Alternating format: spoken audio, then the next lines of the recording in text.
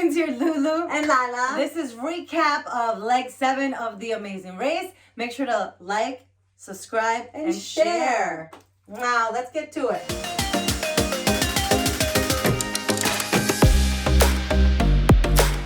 All right, so right off the bat, in leg 6, when we got to the pit stop, Phil told us, hey, you guys are camping, that's where you're sleeping. And to us, we were like, oh my God, we've never gone camping, we've never pitched a tent, we've never slept outdoors. I didn't even think that. I thought he's joking. This But is then, gonna happen. yeah, then I started thinking, I'm like, is this gonna be part of a challenge? How is this gonna bite us in the ass? Yeah. There's a catch to this, and we can't mess up. Right. So I was a little antsy because I'm like, how is this all gonna relate to our next leg? Like, what's gonna happen? Am I supposed to know how to do certain things? You know, my mind started wondering, but nonetheless, It was fun. it was just a day of relaxation, and it was where we were able to actually really hang out with the cast, get to know them, share stories. We did have to pitch a tent, and then we had to blow up our sleeping bags. And which I had never slept in one. Yeah, I had never done any of it. I thought, when I think camping, I think a log cabin. That's not camping, Lulu. In my head, that's camping. But actually, Dusty and Ryan, Dusty is the one that just touched your boob. Yeah. Sorry. Dusty is the one that helped us with the sleeping bags. I'm like, what am I supposed to do with this thing? Blow it up, Lulu. Yeah, well, whatever. Anyways, like Lala said, it was actually the first time that we were able to just all of us sit together and tell each other stories, understand one another, and really get to know like what everybody was doing while the pandemic was at full throttle. It was a nice bonding moment. I remember during the day the girls decided to go down by the river, sit in rocks, and just do, girl talk. Yeah, it was Kim, Raquel, Kayla, and Natalia, and us too. Yeah. Funny thing though is that the guys had stayed up playing soccer, throwing the a ball. football, a frisbee or whatever, and we see them coming down, maybe after an hour with chairs. So we're all thinking, how sweet, look, the guys are bringing us chairs so that we don't have to keep sitting on these hard rocks. That's not at all what happened. They actually put the chairs down and sat right on them. And we were like, I guess chivalry is dead. It was hilarious. It was we were so all funny. laughing. Yeah.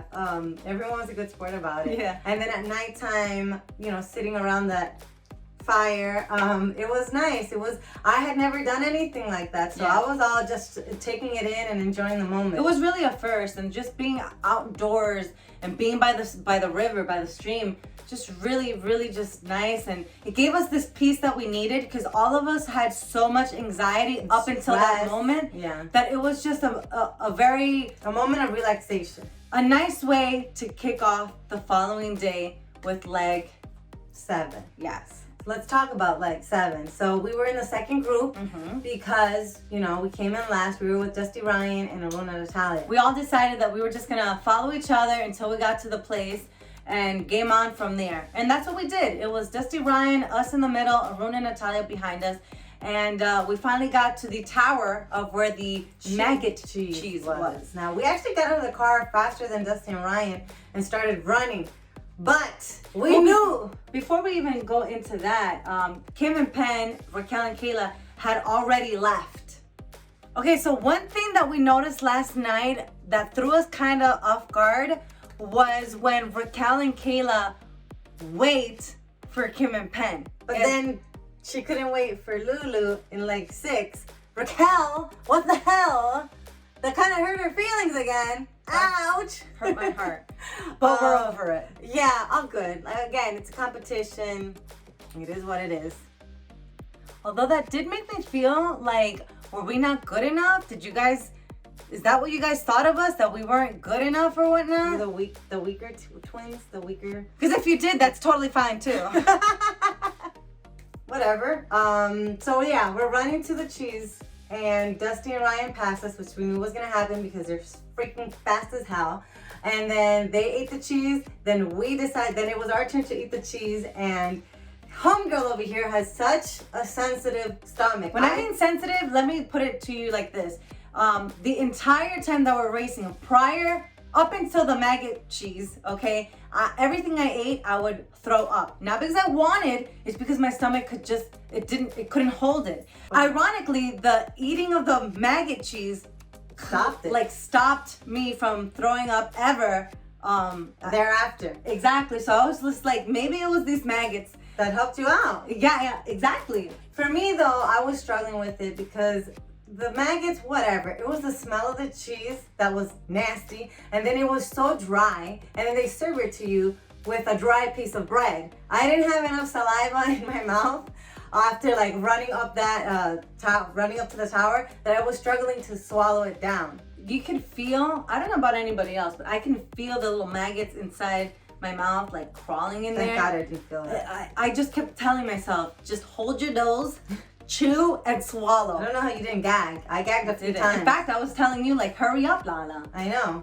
But after that, we ran down and we actually met into Dusty and Ryan. They were getting directions, and then that's when they told us, hey, both detours are at the same place. You might as well just follow us. In fact, they even said, why don't you just do the detour the detour that we're doing? And I thought that was pretty nice of them. They didn't have to, they could have just said, no, we don't know the directions, keep looking or whatever. But they didn't. They said to just follow. So we followed. We finally get there, and as we're getting out of the cars, we remembered to read the clue, and the clue said, leave your bags in the trunk. I could not for the life of me figure out how to open the trunk. I felt like such an airhead, and the locals around were laughing. They were laughing at me. So Kim and Penn were already leaving, and I remember I have to thank Penn because I asked him, and I think he saw the desperation in my face, and he probably felt sorry for me, that he came on over and actually showed me how to open the trunk. So thank you, Penn, for doing that. So we threw our bags in there and ran. And that's where we actually saw the kayak. And we're like, yes, kayaking. We're not gonna do this. We struggled with it in like 6. There's no way that we were gonna be able to, A, beat the guys, and B, paddle.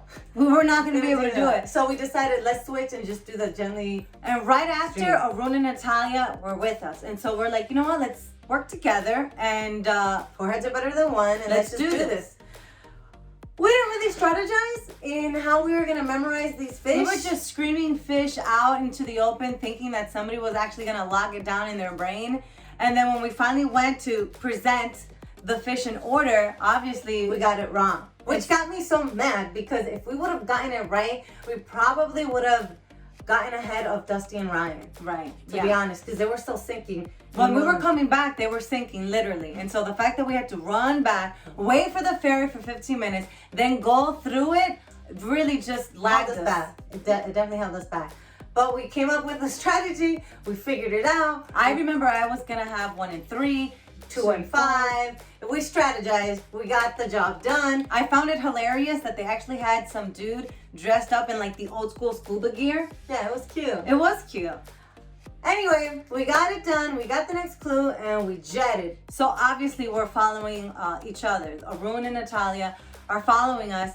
We decided to pop a left, ask directions, and make sure that we were going the right way so that we wouldn't waste time. And they just kept going.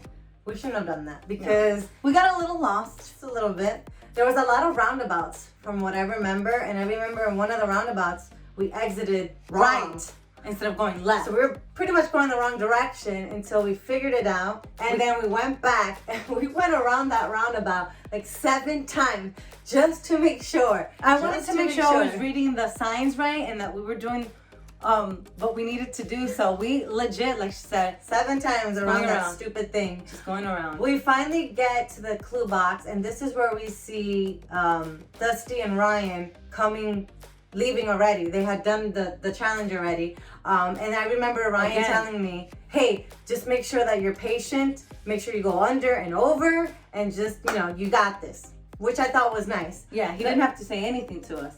Could have just ignored us and kept running. But anyway, we see that Natalia's already there. She's already started. And when I see the net, this is where I think of my dad. Because prior to leaving on the race, my dad spent like 2 to 3 days showing us different ways to tie knots and break them apart. Because he had worked in the ocean for a while. He had dealt with nets and fishing and all that good stuff. So I remember him always tying things up and loosening them so easily. So he took his time and taught us. Thank God that he did that, because if it wasn't for that, I don't think that Lala would have been able to finish faster than Natalia. And I remember I didn't want to let my dad down. I'm like, I have to make him proud. And I gotta get this. Yeah, so while I was waiting, I was up there with Arun, and I knew not to say anything because Lala doesn't like to be spoken to when she's doing... No, because it just gives me more pressure. But I do remember kind of like tearing up for some reason. I don't remember. I think it was because I was thinking of like Dad and his hands and stuff teaching us. And I remember Arun giving me a hug, and I thought that was so sweet. Yeah. That was nice. Thank you, Arun. That was really nice of you. And then I finally got it. I was so proud of myself. And I'm like, I just remember seeing like my dad's face. Like, you got this, girl. I was so happy. And at that point, I'm like, we need to haul ass up to that tower or whatever mountain, because I knew, I'm like, they're going to make us hike again. Yeah. Or this is going to be a foot race. And if we don't leave now, it's not going to happen. But let me paint the picture. We were stressed out. We had been running to get to that place, and it was probably one of the hottest days from what I remember. And we didn't have water. Well, I think we did, but we just weren't. I wasn't gonna stop to take a sip. I just wanted to go. I didn't have water in my bag. But anyway, we're running and we're running and we're running. I remember holding the rail, trying to like pull myself up because I just could not anymore. And then I tell her, like, come on, you could do this, let's do it. I didn't want to be mean, but I remember I'm like, I gotta motivate her somehow. Yeah. And then they're coming and they're fast. I see Napoleon, and as soon as I see the Napoleon dude, I then took the lead, and I was telling Lala, come on, they're right behind us, let's go. At this point, we don't know that it's a non-eliminating leg, we don't know, so we're like running. We finally get to the pit stop and collapsed. We legit collapsed, and I even told Phil, give me a second or two, because I can't even talk right now. Yeah, it was like darkness came over, and I'm like, okay, let's gather ourselves. Yeah. But then we see Natalia and Arun come next to us, and we find out that they have been saved again. It's a non-eliminating leg, which we were really happy for them, because let's face it, I mean, what a comeback from being eliminated. They got saved once, they got saved twice. Well, I'm gonna keep it. I'm gonna be real. I was a little annoyed because obviously, you know, I didn't just struggle all this way. Had I known it wasn't a non-eliminating, I would have been like, all right, I'm not gonna stress out my lungs that much. And then I thought, damn, 3 chances, like, you know, how is this fair? They were eliminated, and then they came back, and then there was a non-eliminating leg, and now it's a non-eliminating.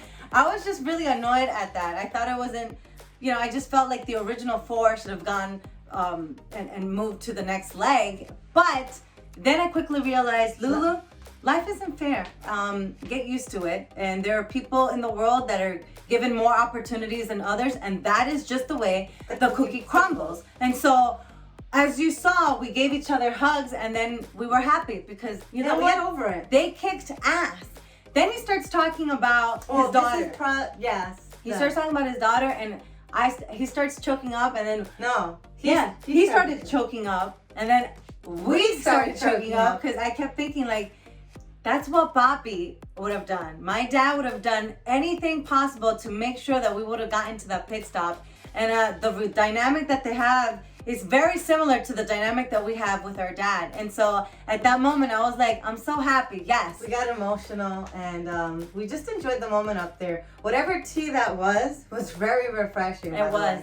And that was actually we got a couple of more minutes to talk to Arun and Natalia and really just get to know one another a little bit better, since we didn't have that bond in Scotland. And it was there that I realized that all this other crap talking that was going on was not true. So it kind of like, well, we didn't know if it was true or not. We were just kind of like, wait, trying to put pieces together and figuring out, is this right or is it this way? Is it this? Was it this? So it was a moment of like reflection, like, wait a minute, hold on, let's step back and analyze this whole situation. Yeah. But it was I remember just waiting and the scenery, like the ocean and the houses, everything was just so beautiful. Gorgeous. Very beautiful. And so I think it was a very fun leg. It was a stressful leg. Yes. All of our family and friends and coworkers were like, we're so full of anxiety watching that. And I remember saying, well, can you imagine living it? Because if you were stressed out, you could imagine how we were. I think that Raquel and Kayla definitely had a good race, a good leg. Yes, for sure. They did. I don't understand why some people are saying that Dusty and Ryan are like these meatheads that are super arrogant. I didn't get that at all. They were just very confident. And what's wrong with being confident? Like Demi Lovato says, you know, they were doing their thing. They helped whenever they could. And they were just freaking happy getting third place. They just have a different way of expressing themselves. And if that I don't think rubs off the wrong way, well then that's a you problem. But they're freaking cool. Everybody is cool. Everyone. And so I can't wait to see everybody in Miami because we are throwing a season finale, a watch party at Dare Nightclub at the Hard Rock Hotel in Hollywood, Florida. Most of the cast, even the ones that didn't come back, will be joining us. It's going to be a nice little reunion, and we're super excited to just be with everyone and hang out and enjoy. We're going to have more details, but past contestants are welcome to come as well. And again, more details will be coming. There will be a performance. And so we're just very excited to see all of our friends from season 33. It's going to be so much fun. And now you got to wait for next episode. Next episode should be fun as well. Yeah. We had to pick tails. We did. Alrighty. Peace.